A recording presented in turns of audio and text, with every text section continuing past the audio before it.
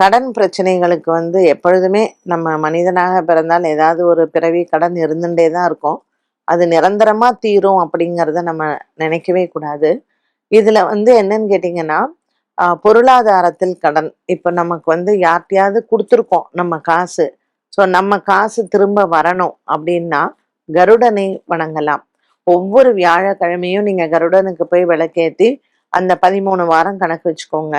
வியாழக்கிழமையில கருடனுக்கு 13 வாரம் விளக்கேத்திட்டு 13வது வாரம் நம்ம முடிக்கிறச்சு கருடனுக்கு வஸ்திரம் சாத்தி சக்கரை பொங்கல் தளிகை வந்து நம்ம அம்சை பண்ணோம்னா நமக்கு கொடுத்த நம்மளுடைய வராத பணம் வந்து வர்றதுக்கு இது ஒரு நல்ல பரிகாரம். நமக்கு வந்து கடன் இருக்கு, நம்மளுடைய கடன் தீரணும் அப்படிங்கிறச்சே நரசிம்மரை செவ்வாய்க்கிழமை வணங்குவது. ஸோ ருண விமோச்சன ஸ்லோகம் இருக்கு இல்லையா, அது சொல்லலாம். அதே போல நம்மளுடைய கடன் சீக்கிரம் தீர்றதுக்கு செவ்வாய்க்கிழமை செவ்வாய் ஹோரை ரொம்ப பெஸ்ட்டு. ஸோ ஈவினிங் 8 to 9 இருக்கு, அதே மாதிரி மார்னிங் 6 to 7 இருக்கு.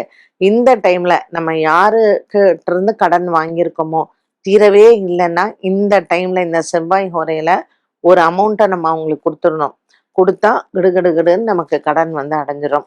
செவ்வாய்க்கிழமையில அந்த எந்த விதமான கடனையும் நம்ம வாங்கிக்க கூடாது, நம்மளும் கொடுக்க கூடாது.